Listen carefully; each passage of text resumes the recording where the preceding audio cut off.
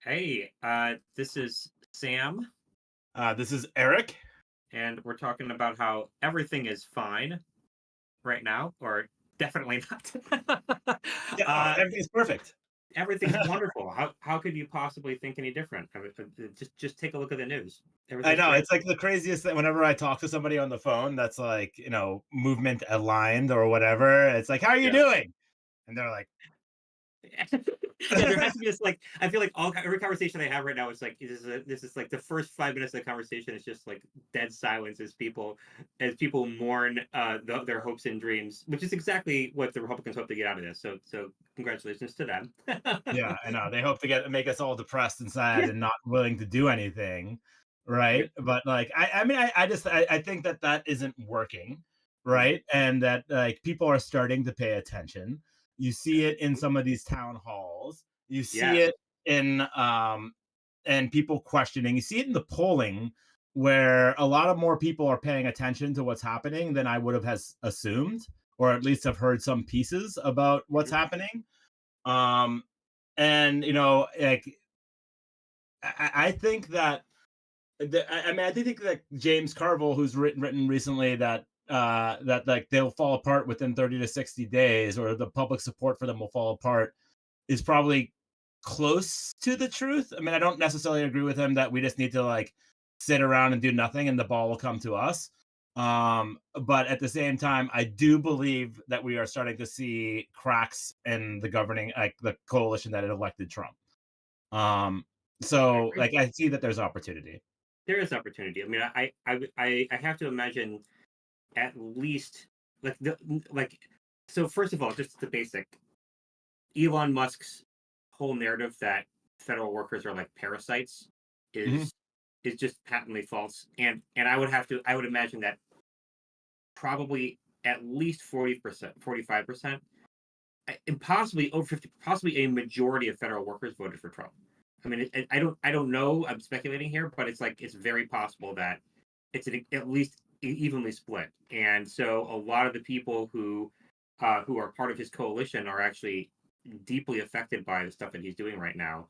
And then that's just the workers. Then there are the people who use the services, which I would actually would think again, because the electorate, he won what 53% of the vote. I mean, I would imagine a majority of the Trump didn't people win who 53% of the won less than 50% of the vote. Trump. Yeah, Trump was on the What did he win? he won What like did he 49.3% of the vote. He did not 49 get a point? majority of voters. Okay, so and was it the who were the third party candidates who pulled away on there? Was I it mean, like Jill Stein and got it? like the usual like tumors on society. Got it. Okay, Uh, so anyway, yeah, he was under I'm 50. just I'm talking about out of my ass here, but my point is there are a lot of people who both are employed by the government and also affect use the services that are that are staffed by those government workers that are just gone now who voted for Trump, right? So Yeah, like, and you, my impression is that what's happening in these town halls in deeply Republican areas is that these people are realizing that the services that they depend on, especially like veteran services, mhm, like all these things that are just gone now. Like, and yeah, Elon Musk's calling everybody parasites over it. yeah, and like not only that, like these people have families, right? Right. And like they have friends, and like there's a it's a this right wing rabbit hole thinking that like the federal government only exists in DC, whereas only like 35% of it's in DC. I can check that number, but it's a Yeah. smaller percentage, and most of it's out in the world, right? Like Forest Service and like all these other things, and like people think that like the Forest Service is a bunch of hippies running around and like on mushrooms in the woods, but this is like real work, right? This is like Yeah. like forest fire prevention. This is like making sure that like like there isn't like pests and disease that like wipe out everything that starts in the forest, like all these things that are like important to our economy, right? uh are going away, right? And the knock-on effect, like there's the immediate firing effect, there's the people go to Yosemite this summer and can't go to the bathroom. There's like all these effects that sort of come on knock on down the line that are going to start affecting people, right? Yeah. And like I just see that our major our major hole is the fact that we're still communicating through people through newspapers, and through traditional TV, right? And like we need to get ourselves ready to be telling the stories of people unable to take a shit in Yosemite. That sounds like an interesting story. The guy who tried to take a shit and couldn't. The guy who shot his pants. Yeah. Yeah. I mean, obviously we're aligned on this. That nobody watches mainstream news anymore. Why would they? Uh, I don't know. I do. I do. It's my You way. do. Yeah, I like watch. I'll watch Morning Joe while Oh, of it's like course. trying to make the kids. You creature of DC, you Morning Joe. I mean, like, I want to hear what they're saying, right? Uh-huh. Because like anyone over like 40 in DC listens to them. Yes, that's true. I don't think anyone under 40 listens to them, Or outside of DC, right? Like, or outside of DC, right? yeah.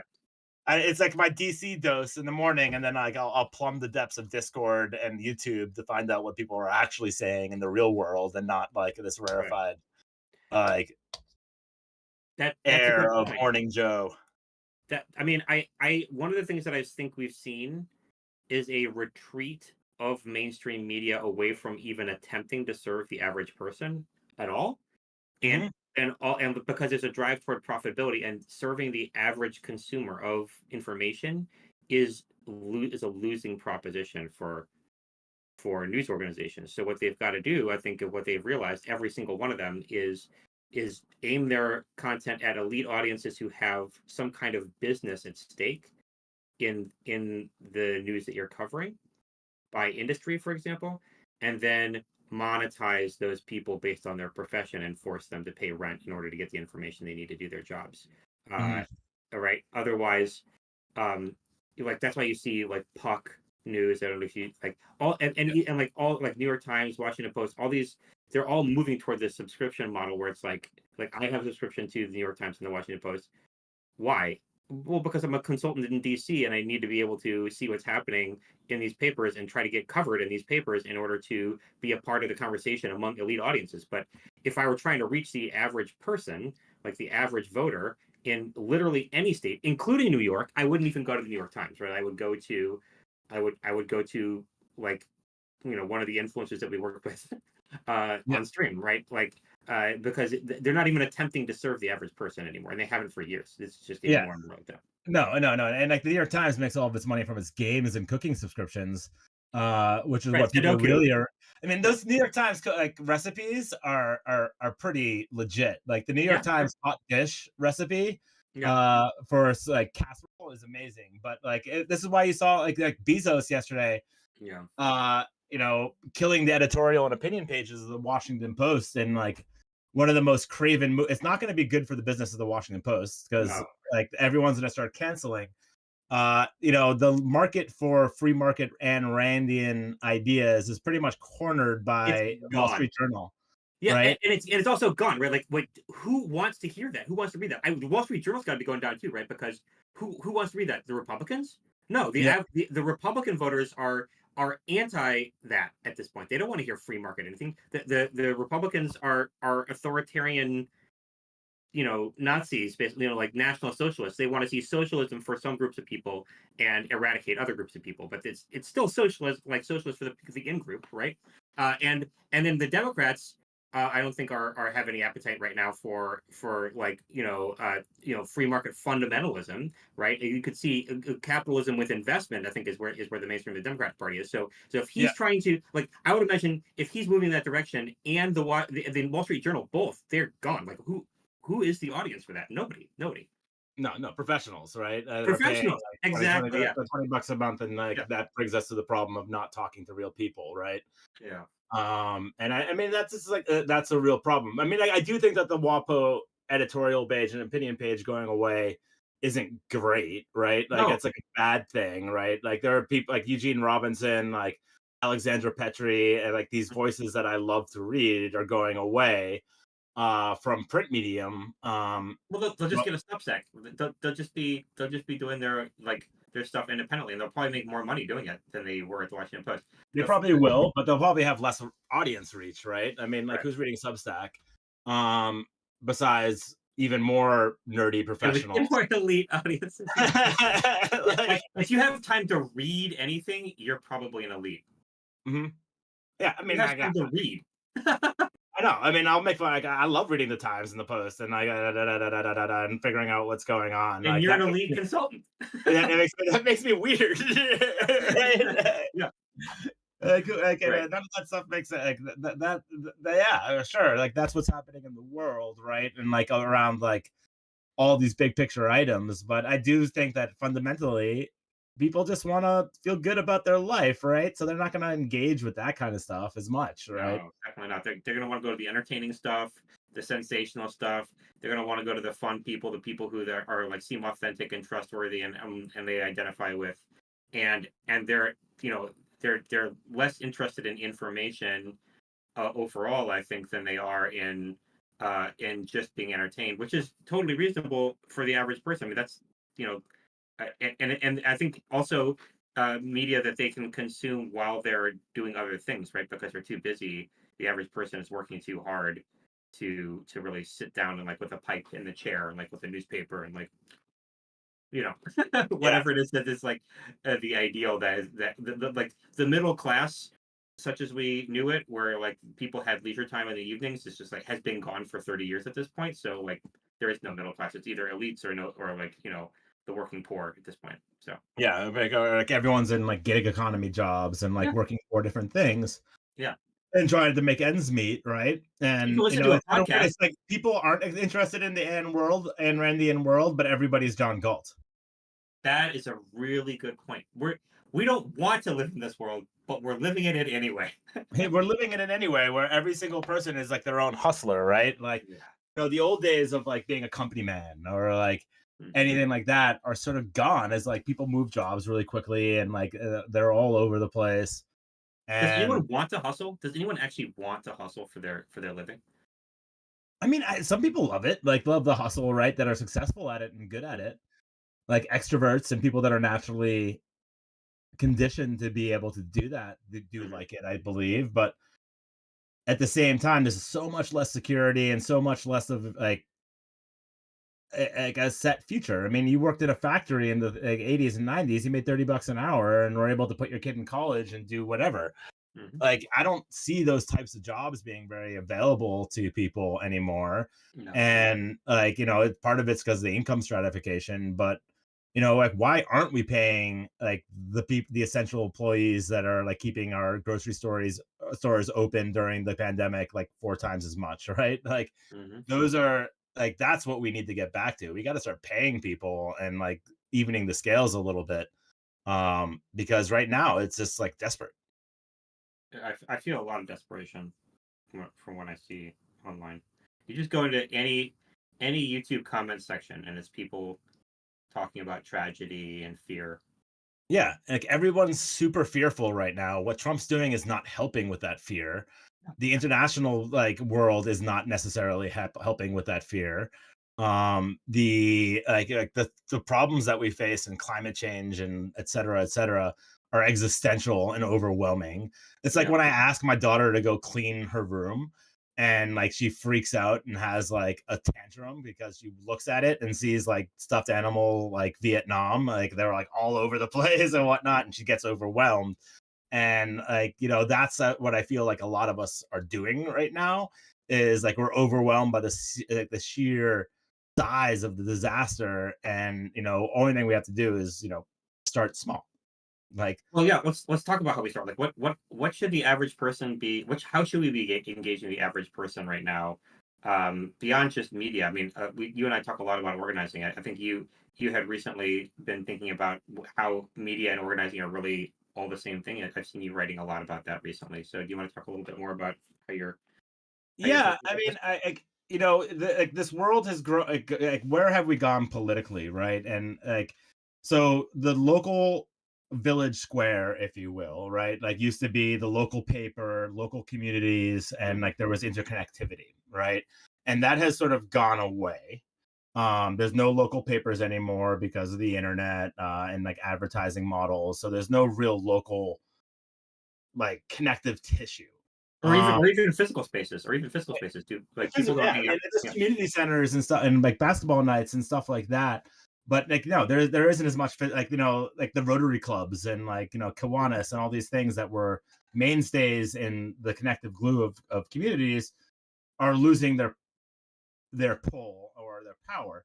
And at the same time, where that square has migrated to is in these social media spheres, first Facebook and others, Yeah. where everybody's connected to everyone else online. And there's where these community, like that's where the opportunities for connection really are, right? And it's tougher in our current world because like we used to think that like, okay, organizing is you just go knock on the doors, you call the people, you talk to them, you find out who they are, Yeah. and it's a very physical like in-person space, right? That's how I And grew up. we haven't adapted that to where most young people are. And like the reality is that like change is brought on the backs of the young, right? Because older people have kids and there's too much shit in their lives to deal with it. And like we haven't effectively communicated with them, right? Like the kids that come into the Democratic Party are great kids and they're super smart, but like to be super interested in party politics at 18, like you're a 1% of all young people, right? Like a very small Mhm. percentage. So how are we getting to the people that um are in these online communities that have social following, and really figure out how to drive a program that is identifying people in these online spaces and then pulling them into offline activity. Right.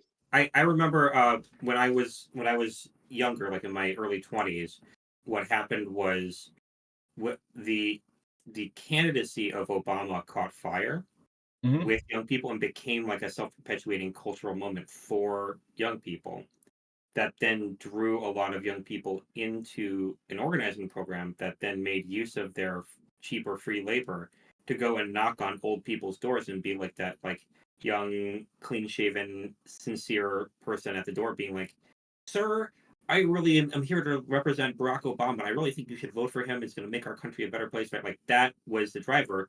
Like I don't know, first of all, I don't know if we have candidates who can do that anymore, right? Like number two, should we really be even attaching it to a candidate who's going to be gone at best if a presidential level in 8 years, right? And then third, like what how should we actually be making use of the enthusiasm that we're able to generate with the figures that we are, like the personalities that we are organizing behind, right? Like that seems to be the core thing that I've been wrestling with for the last few years as we've been doing this work. yeah, and like the Obama thing is a good example too, because it's like, and I think because it demonstrates what I think the opportunity is, Hmm. and very very clearly, right? Like Obama in 2007, right? Like in August of that year, we all thought he was losing. Hmm. Yeah, he was down 15 points in the polls to Hillary, Yeah, I remember that. and it looked like it was a flash in the pan. It was going to be Beto O'Rourke, right? Like this 8 years earlier. Yes, right. Um, and the and Rick, so I was an organizer and a regional field director on the Clinton campaign, and so what I saw was in like I was in New Hampshire, and so when we went head to head with the Obama campaign with traditional campaign tactics that we won, right? Like where we had like all the money in the world and we built something. What the Obama campaign did was it caught grassroots fire, right? And people saw themselves in the movement in the campaign and started organizing themselves, right? Right. So like we won the big head to head in the primary against Obama in New Hampshire, but then the team moved over to Maine, right? And like Maine had self-organized. They had people on the ground there since New Hampshire, and like the Clinton campaign got there a week and a half before the caucuses. Right. And like I just remember driving into Belgrade, Maine, as I was going to go to a caucus and speak for Hillary and do the organization. And like driving in, and I saw like a natural food store, like a yoga center, and I'm like, oh fuck, like we're screwed, right? Like Yeah. all these like hippy dippy things in a caucus state. And then I pull up to the high school, and there's an Obama bake sale. There's like people like Hey, cheerleading cultural outside, moment. like Yeah. OBAMA Obama, and like I'm rolling up with like my Hillary Clinton roll of like lapel stickers, and like that's it. I go in like the caucuses work, but like you group yourself together by the candidate. Yeah. So I go into the gym and like there's like the bleachers filled with like cheering Obama young people, and then on the Mhm. right is like the 60-year-old plus men or women that were for Hillary, Yeah, of right? course. Like Yeah. hated them, and we're all together. And it wasn't like the messaging operation or the organization of the Obama campaign that did it. It was like grassroots energy, Yeah. right? And And first, we first, so haven't figured out like what the Democrats haven't figured out how to do is like we're still so top down, and that like these are what the people think the most important messages are, so we're gonna talk, right? yes. But what really needs to happen is like how like one of the things that are generating grassroots energy on our side, and how do we elevate them, right? Right. And like how do we push them so that they're culturally aligned with us, so that Democrats aren't talking at people about the policy priorities they care about, but they're just aligned with them, right? So there's a natural bridge. Right. Yeah. I remember sort of the same dynamic that you're talking about, but from the opposite side because I was working for the Obama campaign and I was on the email team. And what, like, basically everything was a giant funnel for this national email list, but we had everybody's zip codes, right? This is the old technology of email, the best technology we had at the time for digital Yeah. organizing. And so I remember I actually came on in the general. I was sending state-based emails for recruitment for stuff that we did in the general, but it was the same model they used in the primary. And I remember talking, like for example, with my colleague who had been on the Kentucky organizing team, right? Like Kentucky, right? Yeah. So during the primary, and what they did was the same thing I was doing in the general, where they would have an email list of like because everybody had joined in at the national level based on the media kerfuffle, like all the like culture that he was generating like nationally, people would just join the email list, right? And so going into Kentucky, they had like 80, 100,000 people in Kentucky who were just like they had their emails, and then the organizers would parachute in, and they would send an email out to 80,000 people being like, who wants to get involved? And then, a tiny percentage of those people would show up, but it would still be like 700 people, 1,000 people, right? Yeah. And like that, if you're coming in as an organizer doing that with only like 6 weeks left until caucus day, that is a huge head start. And that dynamic, hearing that dynamic described, is one of the things that led me to believe in the power of the streaming audiences that we were working with, because it's a very similar dynamic. Yeah, I think that's exactly right. And like, I think that what happened is that Democrats got caught in this world where you could like show up and email people and then build an organization Yes, instantly, right? yes, And we so like became we dependent still on live that in model. yeah, we still think about that model, Yeah, right? And like, oh, we got all the signups and we're going to convert them into door knockers and yeah, and what's happened is that we saw that email was effective, so that anyone who signs up for an email list now gets emailed 700 times a day from every single organization in the yes, world asking them for money. And yeah, so now you can't send out an email like I am Erik at barackobama.com to hmm, people saying like come to this event and get coffee with like your local state senator to talk about Obama. yeah. No one reads it, right? Like Not it's authentic like enough. it's Everybody's not used to authentic it and being it just dictated. Yeah, goes away, right? mhm, So like we haven't figured out what the next model is in order to generate that excitement, right? And I think that on the right, they say that they're grassroots, but what they do is they astroturf everything mhm, and like use 10 billion bots and like fake accounts in order to surface things, and then yes, surface it through their like their funnel of influencers. hmm, um like so like it starts off with bots and then it gets laundered and then it gets up to Fox News. hmm. And what we have as an advantage that we never knew is use as actual human beings, right? That like talk about these things. And like we oftentimes go like, oh, that's great that you care about that, but what we really think you care about is this. Yeah, yeah. Or they're like, I really want to do something. How can I be of help? And we're like, you can't actually be of help. What we want to do is just take your money and get it spent by a tiny team of 10 people who are deciding from on high how that money should be spent instead of surfacing your wisdom, right? Like, Yeah, what? if you like, yeah, it's like okay, we have like all these people with a set of skills, and then we ask them to like write postcards, make phone calls, or knock on doors Right. only, right? Yep. And like when I ran the Cure campaign in Georgia, what we figured out was like we had all these really smart people who could do things that were different. And since voter protection is like the redheaded stepchild of campaigns, no one Yep. really cared what we did. So we could just build huge organizations of people that like an MIT data scientist was like running regression analysis on where ballots hadn't been returned, and like oh well, we found another 3,000 ballots that like it could have been used more effectively that we didn't. So it's like how like we should be using people for what they're good at, not think that like the campaign operatives have all the answers, because guess what, we don't. Hmm. And like engage volunteers based on their skill sets and what they can do. Think about this nationally and how we talk to national audiences and build like a following for things that we care about, and then how do we engage them in a way that values their skills and time.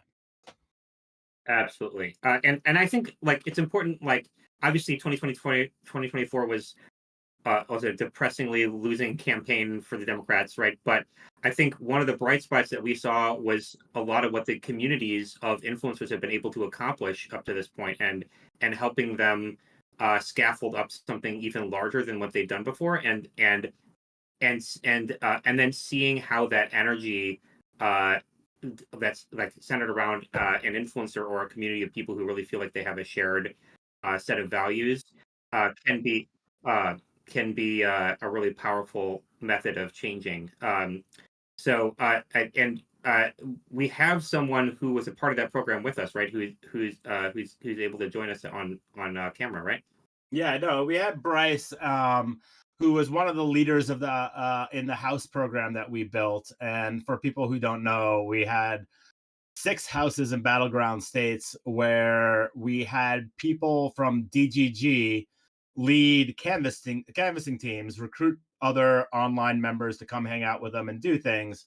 And it was a really effective way at like defeating red pill, but also just engaging people and having them realize that they were able to make a difference and that they were actually powerful in their communities and like in their lives, right? Hmm. And I think that a lot of times what we see is a lot of doomerism online, but really the only answer for that is engagement and doing things. And this showed like these were kids that weren't necessarily from traditional Democratic campaign No. activist pools, right? Like, they don't like they're in these online they're the exact type of voter that we've lost over the last 4 6 years, 8 years, or even since Gamergate, right? So I just think that all of these kids have something really important to say, and like we need to listen to them. Yeah, and I remember when, because it was, there was several influencer communities that contributed to the membership of the Mhm. canvassing program, but the backbone was really made up by one specific community that had done a lot of canvassing and really pioneered a lot of the tactics on how to how to leverage an influencer community to do a lot of like electoral direct voter contact action, and that's the streamer Destiny's DGG community, and like they'd been doing it for a few years before we even got in contact with them, and but I remember when we did the application process to take in people and see who were going to be the leaders of that team, just being impressed with not only the public service attitudes of the people, but also the diversity of experiences, especially economic background. Like we had people who were, had a lot of skills and professional achievement, like engineers and programmers and stuff. But then we also had people who, had blue collar jobs or like had been, doing only fellowships up to this point, and the like one of the things that struck me about that was just how rare it is, because like through my 20s I remember practically everyone I ever ran into in democratic politics came out of Ivy League schools, Yep. and that I feel like that's become a real weakness of ours. So it's been really cool uh, to like interact with a community that is really economically diverse in terms of background, and it makes it a really strong community. I think that even though they have such a diverse background of people, they have they've all come together because they have the same values. Yeah, exactly. And it's just like that the it just shows that there's a diversity of people that want to get engaged. We just need to engage them, Hmm. and like show them how to do this work and support them in what they want to do, Hmm. and we'll grow. Absolutely. So should we Yeah, invite Bryce? let's get Bryce in. Okay, cool. Okay, cool. I'm gonna drag him in now. Yeah.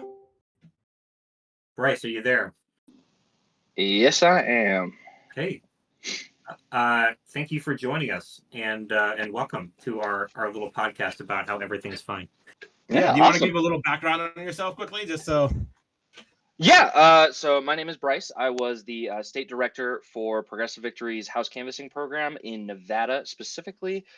We worked over a period of about 11 months to knock as many doors as we possibly could in order to get people to vote for Democrats and like progressive issues down the board. So in Nevada specifically, we knocked on roughly about 60,000 doors. We raised funds for an event late October, and in that event, we knocked roughly 10,000 doors. I think 9,000 is more accurate, but yeah, did a lot of cool stuff, met a lot of cool people, talked to political organizers out there, and had a good time. Yeah. And how did you come to even be interested in this? Like, was it through DGG, or were you interested in it before you got involved with watching Destiny's content? So I've always been involved in politics. It's just kind of one of the problems with politics is that it's hard to get into if you don't know somebody, essentially. So the reason I got into this specific program was because of DGG. Essentially, there was a post back in, I think it was October of last year, about the house canvassing program, and I signed up to be a house canvasser. And another post came to become leadership, and I figured that, from what I understood, this was kind of like a new project that we were working on that no other like political organization has ever done. And I've got years of experience in leadership, so I figured I would be helpful in trying to steer that ship, and I feel like I did a pretty good job. Yeah, I totally agree. I mean, a lot of the stuff that you mentioned would not have happened without you just bulldozing ahead and making it happen yourself in a really chaotic year. So, what could you said you have an extensive background in leadership. Do you want to talk a little bit about your background before you got involved in the program? Yeah, so basically, ever since I've been like 12 years old, I've been in some sort of leadership positions, right? So back in school, it was, I was captain of my basketball team, I was captain of my football team. When I graduated high school, I instantly became a manager at, McDonald's where I was working.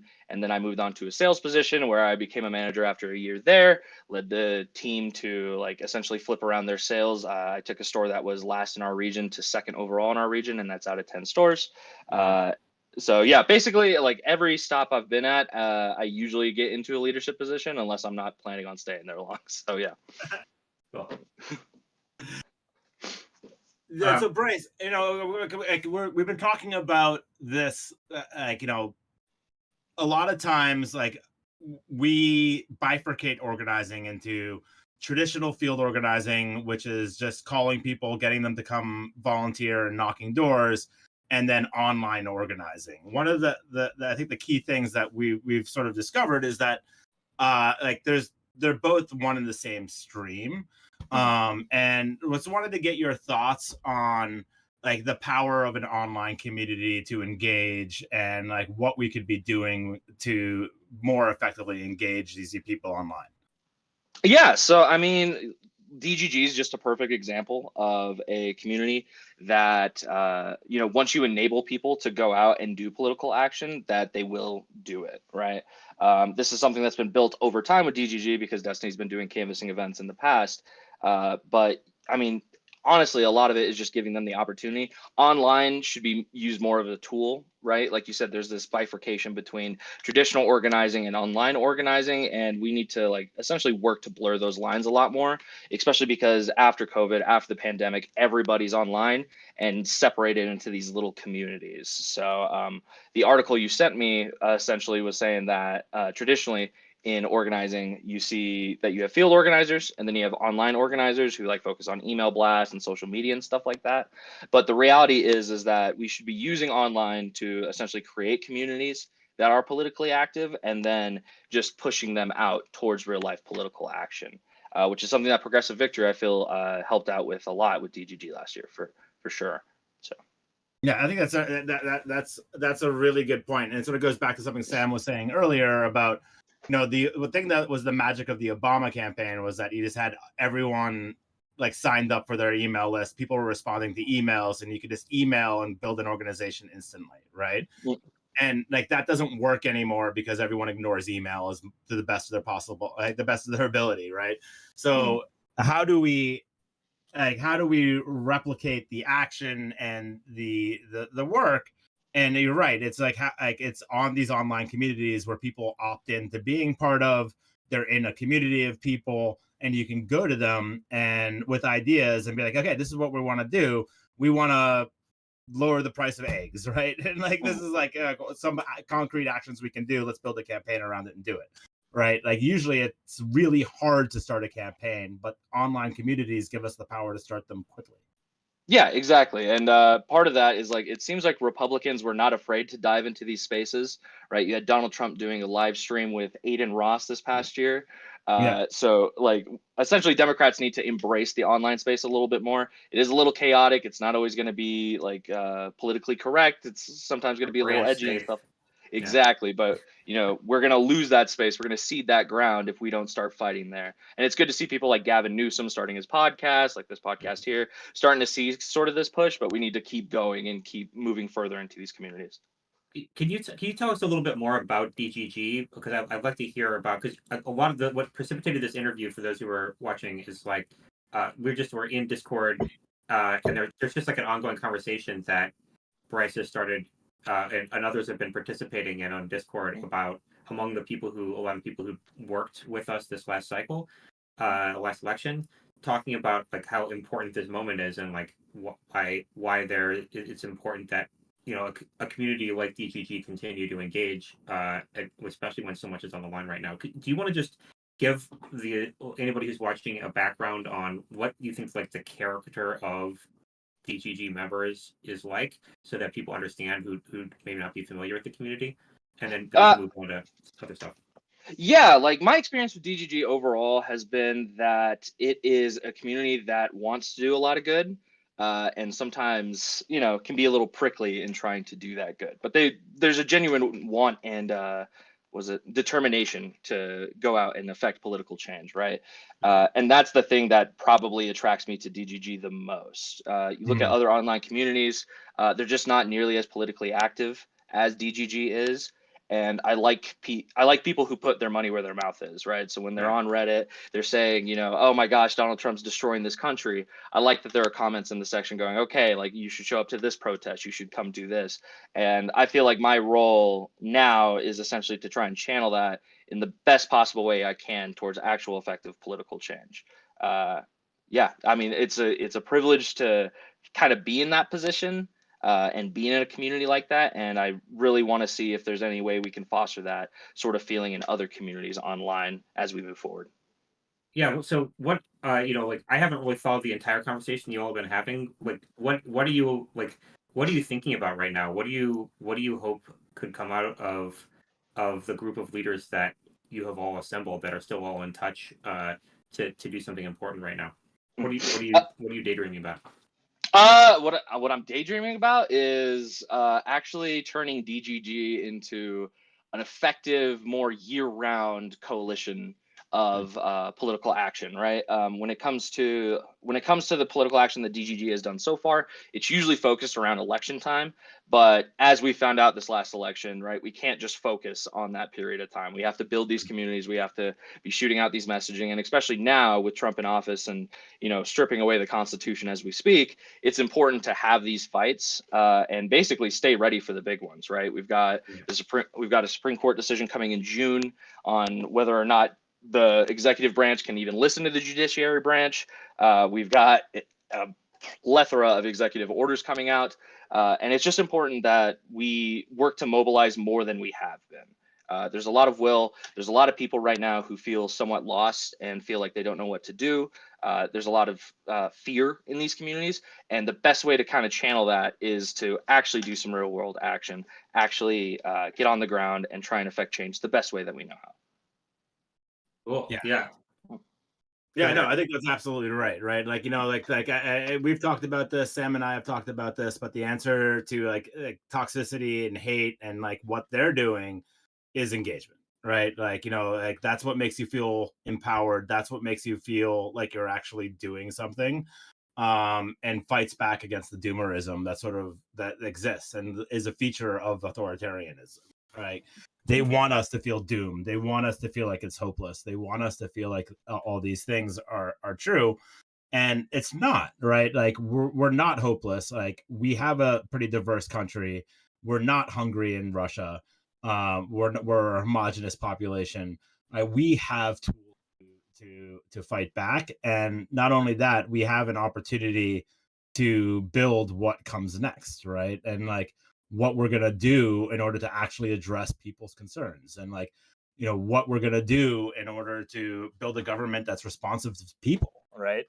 And like that's our opportunity right now. And I just feel like we need to get as many people communicating it, but also getting people engaged as possible. And Yeah. we have that opportunity. Yeah, for sure. I mean, with Donald Trump, the landscape of this country is going to change forever, and it's important that if you want to see the changes, if you want to see the country the way it is, you have to get out there and work. And now is honestly the perfect time to do so, because we don't know what's going to come next, right? These fights are important now, because if you don't fight now, who knows if you'll have an opportunity to fight in the future. Yeah, exactly. So you starting this conversation. Do you feel like there's been a lot of responses to you where people are fired up like you are to do something? Yeah, for sure. I'll be honest. I wasn't expecting too many people to respond to what I said, because people have lives going on, stuff like that. And the people I was speaking to were other House canvassers. They just spent a year of their life doing political action. Totally understandable if they want to take a couple months off. But, overwhelmingly positive. There was some pushback, and I totally understand the pushback because of the whole Destiny situation. I won't go further into that. But overall, it seems like even people who disagree with the Destiny situation still want to get active and still want to get involved and still see this as a positive avenue for political change, which is awesome. Yeah, and the thing is that it's like there's like this huge group of people that are online, right? And that we can engage with them to change their lives for the better or not. And like that's I just feel like engagement and getting these people who want to be doing something situated so they can is important. Yeah, exactly. Like we kind of have to separate like Destiny and Destiny's fan base in this particular instance, Mm. because right, whatever Destiny's done, that's neither here nor there. But his community, if we just look at that, overwhelmingly has been a positive vehicle. Yes. Yeah, it's a bunch of my experience with DGG has been people really being really service oriented. It's like it reminds me of people like signing up to become trained soldiers. Just like they're like soldiers for democratic engagement, but engagement with their civic duty. And that I feel like for me has been the thing that I've seen most from DGG that really caused me to respect the entire community culture. Yeah, exactly. There's a lot of very capable people in that community that, just need to have the energy directed in a positive place. And, we should do that. So are you making go ahead, sorry. No, I was just so like what do you think are the opportunities to get people engaged, right? Like, is it like around things other than politics? Like what do you think people want to do? Like what do you think the consent, like not consensus, but like the feeling of the community is? What do people want to do, like specifically political action, or you're speaking completely outside of politics here?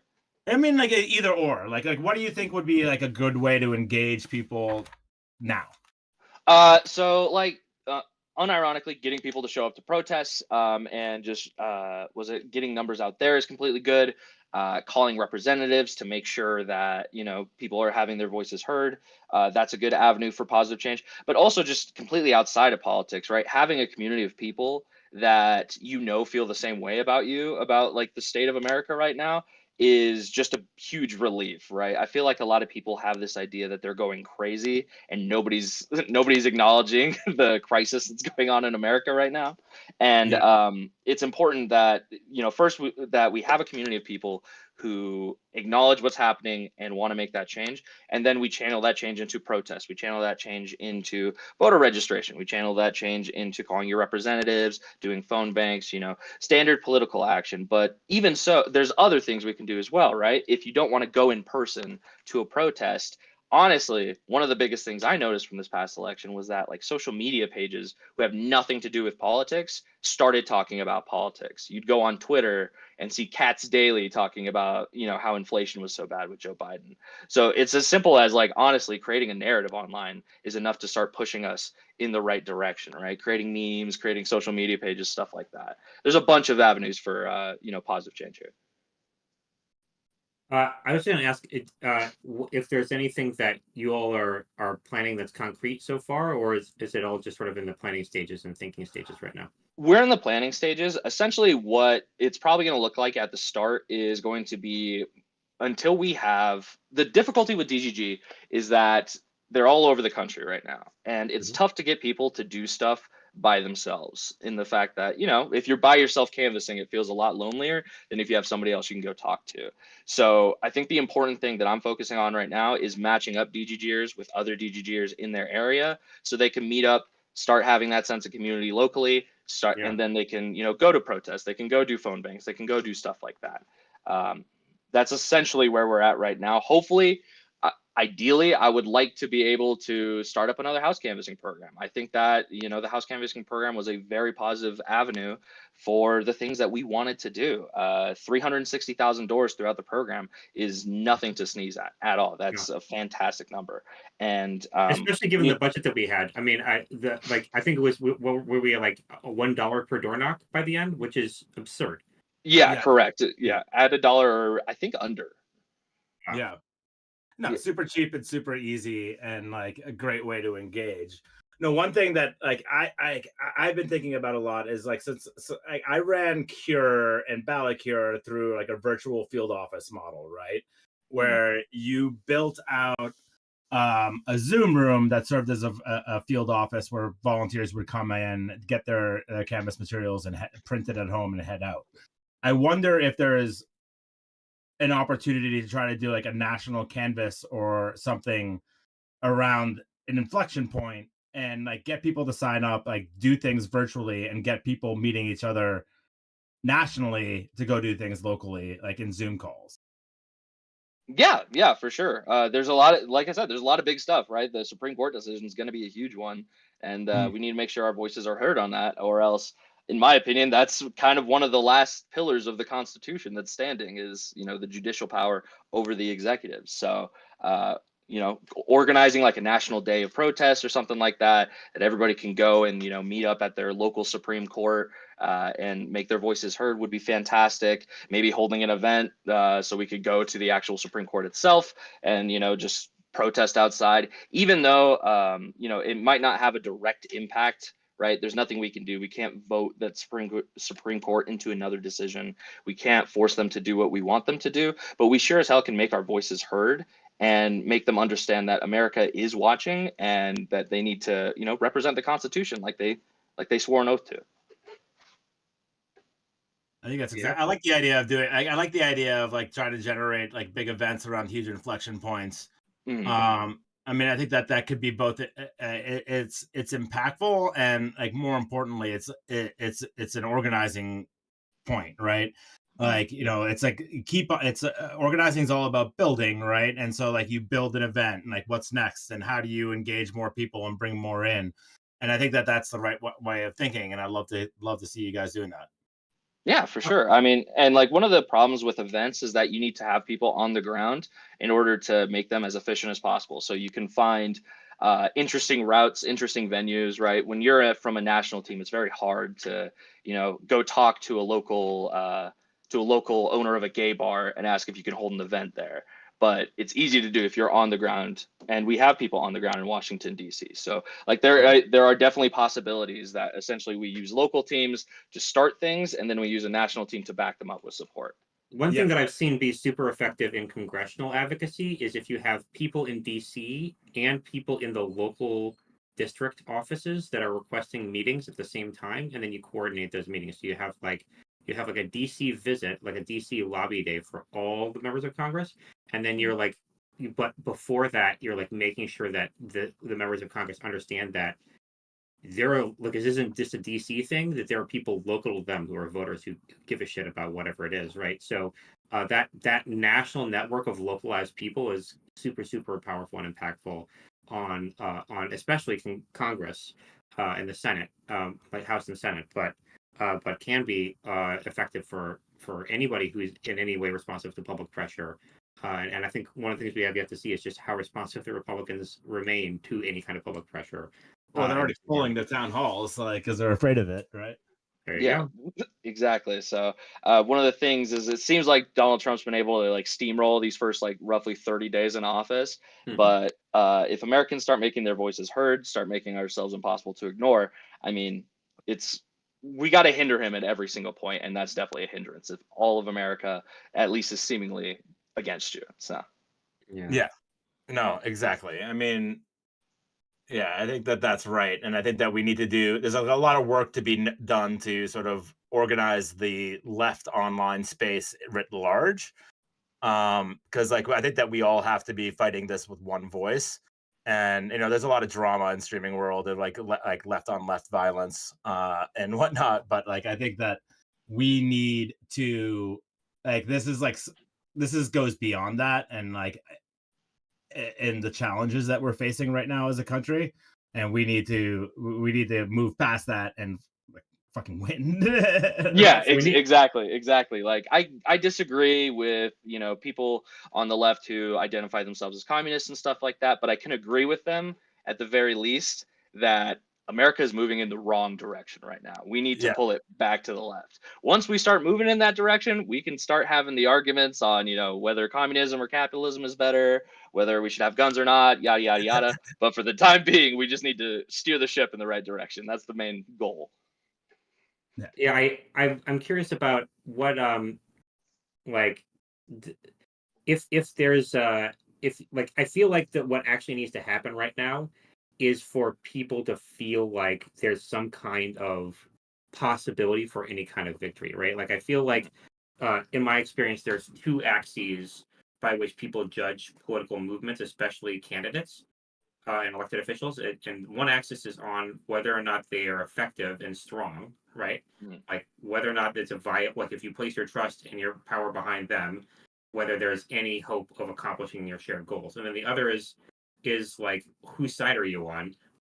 Do you actually agree with me or not, right? So I feel like the Democrats currently have problems on both fronts, but the one that's really sunk us since I think the end of 2024 has been, when I say us, I mean the Democrats. I identify as a Democrat, unfortunately, but the thing that's really sunk us has been the loss of that power one, about whether or not whether we're like a reasonable vehicle for anyone's hopes and dreams, because are we able to make anything happen? So I think you identifying the like take any victory, show any kind of momentum is like the name of the game here. If there's anybody, if we're going to try to create a narrative about hope for the future here.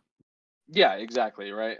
The one of the big things I see online right now is that Democrats are still viewed as bad because right now it just doesn't seem like there's any movement on the Democratic side. Right. Hakeem Jeffries hasn't really. He's been talking about how passive to be. I think Jimmy Carville came out the other day and said we should just roll over and play dead for the time being.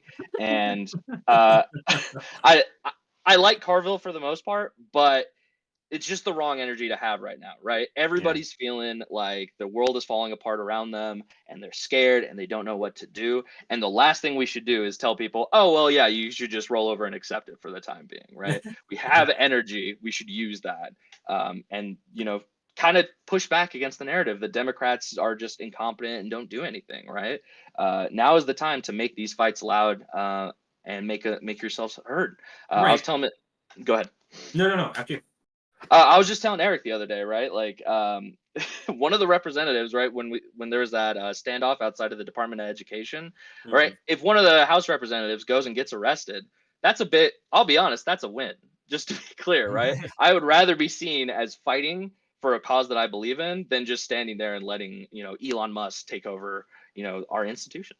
Yeah. yeah, yeah. I What think that I think that there's been some fear that like, okay, well, popular protests don't always garner a positive response, so therefore we don't want to do it. and there's way too much navel gazing as to like what we need to do, Yes. and instead of just doing what we have to, right? Like I agree with Carvel in that the ball is going to roll to us, right? They're going to screw things up really badly, right? I do not agree that like we just got to like let them. Like I do think that we have to be communicating that bad things are going to be happening if if these things if these things happen in the real world. And I also think that like we need to galvanize the energy that's there in order to win. It's like, again, it's all about building, right? So like Yeah. we have an opportunity to build a base, and then we got to build up from there, and we got to build up from there. And a lot of it will be grassroots led to be effective. Like I think that it's like what happens at the grassroots and that anger, like the town halls in these Republican districts were not organized by anyone. This was like more natural. Yeah. And like which is in contrast to the Tea Party, by the way, right? Like that was Yeah. that was like a funded thing by a bunch of right-wing billionaires that happened. Yeah, they have to astroturf. We don't actually have to astroturf. Like, you know, our astroturfing is like giving resources to people that are already saying things that are important, right? Yeah, exactly. We just like got to show up and fight. And like you said, right? It's a natural thing coming from the left. It's not funded by Peter Thiel or some other, backroom billionaire. It's people on the ground feel this way. And so we should show the world that we feel this way, because if not, he's just going to keep going.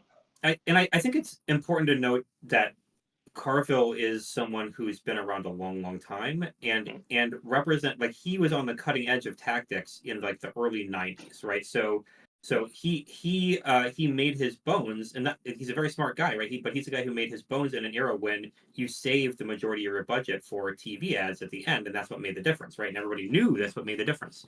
So I could totally see why he'd be thinking, and also that was an era when you really had to be extremely careful to avoid becoming a caricature of the left in order to get anything done. But like I think what's changed, there are two things that have changed. First of all, we're going to be made a caricature regardless, right? Like the Republicans are going to use the media pipeline that they've created to make us caricature. So it doesn't matter whether we give them more ammo for that. They're going to find a way. Even if they just make up AI videos, they're going to do it, right? So that should not even be a consideration at this point. They're going to be made a caricature. They're going to be like photoshopping pink hair and nose rings onto people, right? And they're going to do that, right? So if that's a given, then what should we be doing? And the second thing that I would note is just, you all have been articulating this, but I just put a finer point on it. Every fight is capacity building for the next fight in 21st century, right? You don't save any resources, because by doing the work, you build more resources for the next phase of the work. And that I think is a fundamental shift between generations that is just sort of catalyzing now, that I think people are going to be starting to get to power in the party who understand those shifts. Yeah, and again, like, a lot of the response I saw to Carvel was like, "Oh, shut up, old man," and da da da da da da. But Carvel has been like, there are things I disagree with him on, but there are things that I also think he's really right on. Like, he's a smart guy. Yeah, like, he was one of the first to be saying like, why the fuck are we using Latinx as like a term? Like nobody I know talks like this. And like I'm like half Puerto Rican. Like my aunt was like worked for the governors of Puerto Rico. And I remember her telling me a story of like being on a call with a US activist group about statehood. And they kept on using like our Latinx partners. And she was like, I'm a Latina from Puerto Rico. Like, please call me a Latina. And like they lectured her about like using the right nomenclature for her identity. No. Yep. like I think that like he was dead on. Like, and the response to him when he said that was like, "You're wrong, you're an idiot," and like whatever. But he was right? Like we were literally like taking an entire people's culture and telling them they were wrong. I never seen that work out well in politics. Yeah. So he does say things that are like very basic truths that I think that he's right on. But I don't think that he's right on like we need to lay over. He understands politics at a fundamental level because he's worked in it so long, and his instincts are usually correct. But tactically, I think that's where he probably has some blind spots because he's been around for so long. Yeah.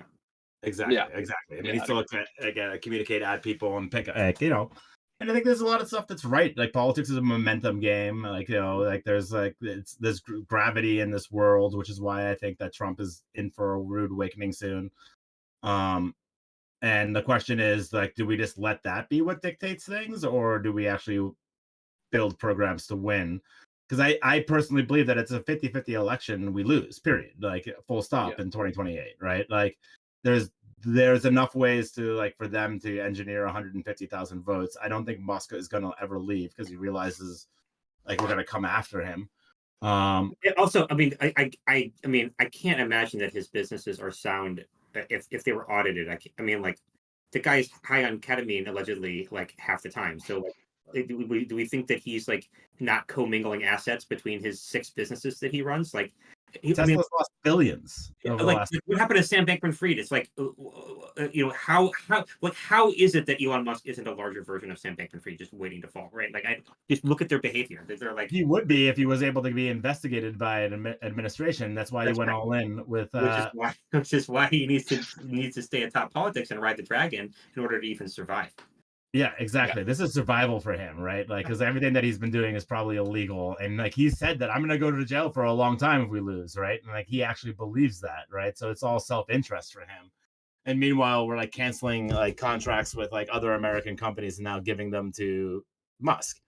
Yeah, exactly. It's like blatant corruption. It's out there. Some people say like, "Oh, I'm glad that it's out there in the open." I'm not glad that the guy who has the ear of the president is giving himself what $400 million of Tesla contracts, something insane like that. Exactly. He's Yeah, like a yeah. $200 million Starlink contract that they're replacing Verizon, and like, you know, like, so we're Yeah. replacing a unionized workforce, Verizon, with like whatever SpaceX and Starlink is. And so taking money out of the hands of working people through a unionized contract and giving it to a company that pays like 200x the lowest employee to the CEO, right? So we're literally like that move of taking money away from Verizon into Starlink hurts working people because there aren't union contracts being paid anymore. Exactly. And it's just, it's completely awful what he's doing on every single front. And if Democrats do get into office into 2028, instead of doing what we did with Trump the last time around and kind of like, dragging our feet on an investigation and stuff, there's a definite want to, if put these guys behind bars, right? To find out what they're doing illegally and go, even from the Republican side. So it's just, we got to win, right? That's Merrick just Garland it. should be shot into the sun. Like, I agreed. But like we like, it's like, well, we can't do this because that. Like, that's like, it feels like where Democrats are. It's like every time you think of something innovative or interesting or new way to do things, like it's like, well, it's like 10,000 reasons why you can't, right? And like, there's all this like, no, you can't, naysaying and whatnot. And we need to be doing the crazy things, right? Like we got to stop putting the brakes on good ideas because of risk or whatever. Like, we just gotta fucking do them. Well, yeah, and I think that the dynamic there, Eric, has been that the people who have been in charge of budgets for like basically uninterrupted for 40 years for the Democratic Party have been using escalating crises of this is the most important election in American history. Every election is like even more important than the last one, and they just use that to be like, okay, I know the party screwed up, but like we just need to get through this election, right? But that's really really backward because then the next election becomes even more high stakes and less like you said, less likely to win. There's no way. Like, do we think that red pill media has peaked at this point just because Trump won? No. No. Like the floor, we're like the ceiling is so much higher than where we're at right now for where they could go. Like every single election, we will be in a less advantageous position than we are now. Every single one. If Donald Trump hadn't told everyone to drink bleach on national TV, he would have won re-election, right? Like, Yep. I just don't think that. Democrats don't realize how big of a hole we're in because like the backlash is coming, and right. Like, I think that we have structural advantages in our voters, and that like they're more educated, so they're going to start. They're the ones that vote in the midterms now. Like, it's switched from the like early aughts, and which means that then they'll get overconfident if we win the House back. They'll be like, oh, well, we're in an advantageous fine. Yeah, right. But then think about who the Trump media machine is reaching. It's the average person. Like I remember in 2016, in December 2016, so this is right after Trump's first win. I remember going into the grocery store line at the local like giant supermarket where I live and seeing all the accomplishments that Trump was already winning before he even got into office on the front page of the National Enquirer, which hadn't even I'd never seen. I up to that point I'd seen like conspiracies about like bat people and like celebrity gossip or whatever.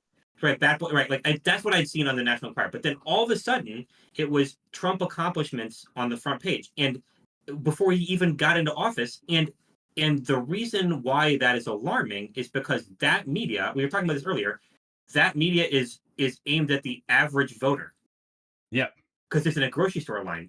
The New York Times is not aimed at the average voter, right? So if we want to reach the type of voters who are like the median income earner in the country, we have to think creating content similar to in terms of entertainment value to the National Enquirer.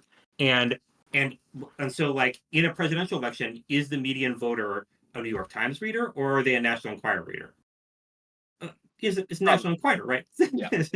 Obviously different generation because like, the young people of today don't really go to grocery store lines to check out magazines, right? But it's the same type of vibe in terms of like what the Nelk Boys and the Nelk Boys are to Gen Z, what National Enquirer is to Gen Z, to like the boomers, right? In terms of like income and like cultural affinity, right?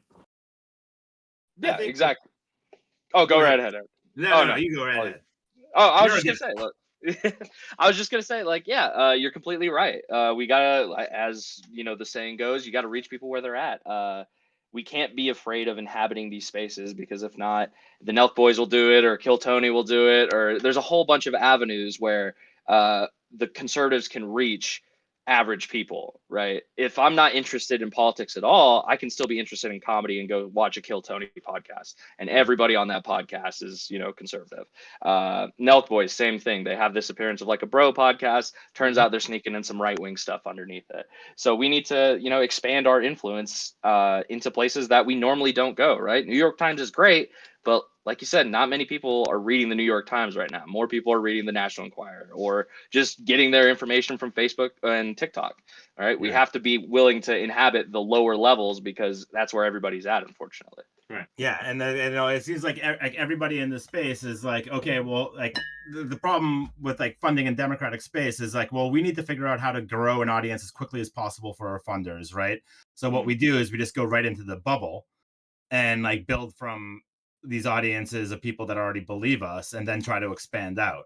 Right. And I think that is like, I think that like we need those bubble, like the people, the media that's talking to our base voters.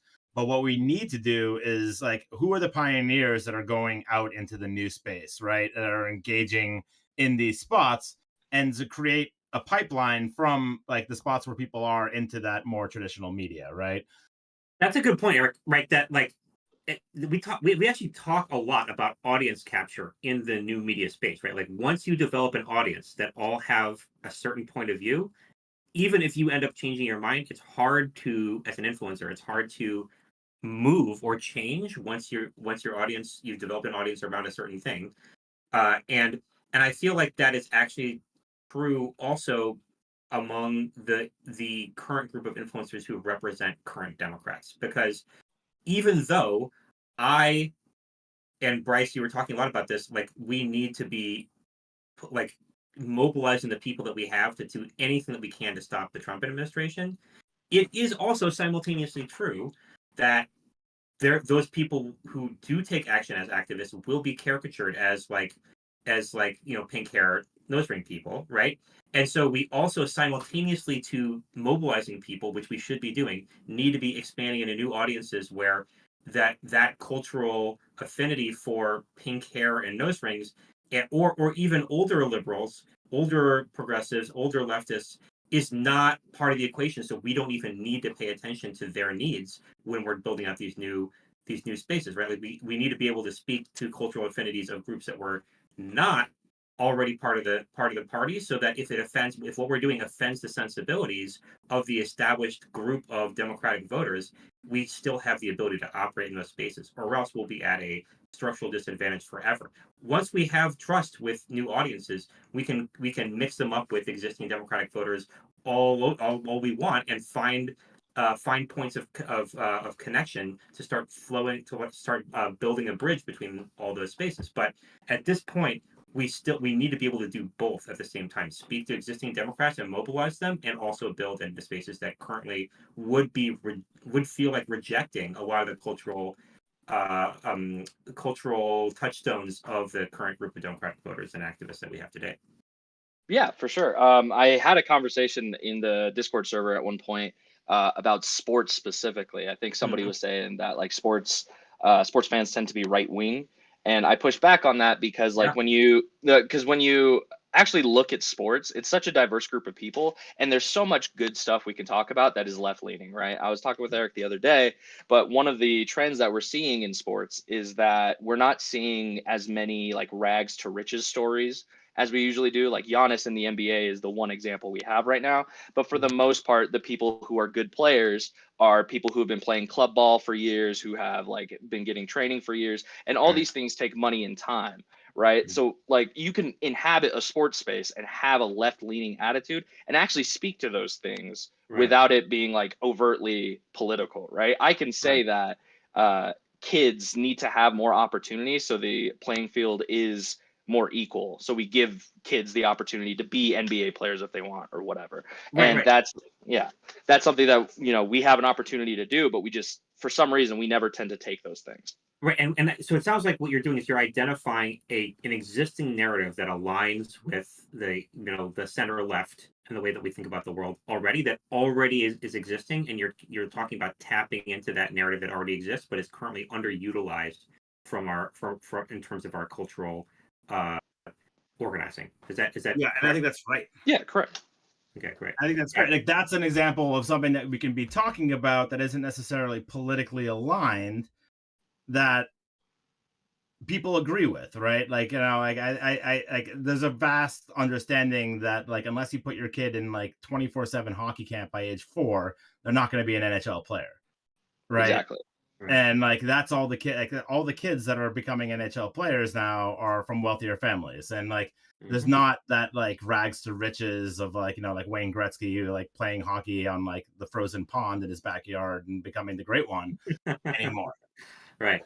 Yeah. I just want to say, because this is really important, I think that we don't need to necessarily do like public and opinion research on what these audiences care about from a political perspective, or even construct new narratives whole cloth, right? What we actually need to do is go into these cultural spaces where we're looking at narratives that already exist and identify the ones that will help us, which is what the Republicans did in Gamergate, right? Like that when Gamergate, important cultural moment, and it could have gone in multiple directions. It could have gone in the direction of holding video game companies accountable for the way that they're pushing the developers of the games way too hard, and causing burnout and destroying their lives, and also the way that they price games, and try to bilk consumers of games out of their hard-earned money. Right? It could have gone that direction, but because Steve Bannon came in and and uh, and took it and moved it in a different direction using money, he was able to shift it toward an expression of grievance against gay people and women in a way that now has repercussions 10 years later that are dominating our youth culture, right? And so identifying that that there are many ways that these cultural movements can go, and that narratives already exist that we can capitalize on, that we can instinctively and intuitively understand will help us or help an opponent, and then identify the ones that nurture the ones that help us. Yeah, we're second to every argument. Yeah, exactly. It's just doing the work, getting into the communities, figuring out what they feel about certain things, Yeah. and then seeing like essentially what the solutions for those problems are, and latching on to the ones that match what we want to see in this world, Yeah. right? I'd love to see, more sports programs aimed at low income kids, right? There's no reason a kid from the ghetto can't get into golf, but Yeah. we need to make that the forefront of the conversation rather than allowing Republicans to come in and dominate it like we have been for the past like 10 years. Yeah, exactly. We should be. I mean, like then it also just puts us in a position of advocating for people and like seeing that, right? And like that's where people see actual value. That's where people see things improving. That's where you build brand ID for the Democrats because you're actually doing something in the off season, and not just around elections. And like, Yeah. I think that that's very important, right? And like we too often. Like we've just been captured by the consultant class of like, these are the issues that are most important to people. So we need to talk about it. And I even got captured by the beginning of 2024 cycle where I was like, well, all the polling says that people are really worried about democracy. Well, so we should talk about it a lot. And like, well, the answer is like they are worried about democracy, but that worry about democracy that's showing up in a poll doesn't necessarily mean that they're going to vote for Joe Biden in this election, right? Like there's a lot of misreading of things, and like we need to be able to understand what people want and give them agency, right? Like they feel like they're pissed off about the price of games and everything getting more affordable. We should be fighting that fight, right? And not like be dismissing it and saying like, well, games are bad because like the time suck and they've ruined productivity. I think, well, most people play the games, right? Like most young people do. Yeah, exactly. Like we continuously optimize for like the most efficient outcome, and we miss so much in the middle there that really does matter to everything that we do. Exactly. Okay, well, I think we got to wrap up pretty soon here, but Bryce, is there anything that we haven't talked about that you think is important to bring up and important to this moment? The most important thing I think right now is that you're not alone. Like in the fact that if you're watching this, you're probably left leaning and you probably feel like you're going crazy with everything that's going on around you. And it's important to just do everything you can to channel that energy into actual positive change, right? One of the biggest things that I took away from the house canvassing program was that I felt a lot better about everything going on. It was a pretty crazy election year. I felt tons better about what was going on because I had an active hand in trying to do what I wanted to do. It's such a big relief, right? If it wasn't for the house canvassing program, I probably would have been like losing my mind on Twitter. If it, so exactly. So just like remembering that doing real life political action is the most effective way to kind of get rid of the doomer mentality. I think is important for everybody right now, right? Go find a couple friends, go meet up at a local protest, go to your local Democrats meeting, go to your local school board meeting and make your voice heard. It makes you feel tons better. Yes. Yeah, I like that a lot. I think you're right, Bryce. Love hearing that. We appreciate you joining us on here and talking through and also just for the leadership that you showed on the House program and that you're showing right now too. And all the people who are leaders in DGG right now are I think are really stepping up. So it's exciting to see and you all should feel proud. We will definitely have other house leaders. And then like there's Reese who oversaw the program as well to come on. Bryce, you were just extra punchy in the Discord server recently, so we. Yep. Yeah. I'm being a little bit of an internet debater right now. So, but no, like 100% appreciate it. And honestly, if I have a recommendation, you can also speak. I know I have a couple guys from the Nevada House who would probably love to come on and see what speak their mind on stuff like Sterling and Colin. And I think that's right. I do want this to be a space where like people not necessarily part of the normal political establishment can talk and like people in the political establishment can actually hear them. Yes. Yeah, for sure. So anything you guys need from me, let me know. But yeah, appreciate you guys having me on. It was a blast. All right, good to have you. All right, and thanks everybody for joining us. I think we should probably conclude here. Eric, is there anything else you want to say before we go? I'm good. Okay, cool. Well, yet another day is passing in Trump's America, and we, as Bryce said, gotta find some way to be to push back and make ourselves useful right now, and so we'll get off camera so we can get to exactly that for the rest of the day and going into tomorrow. All right. Talk to you all later. Bye bye.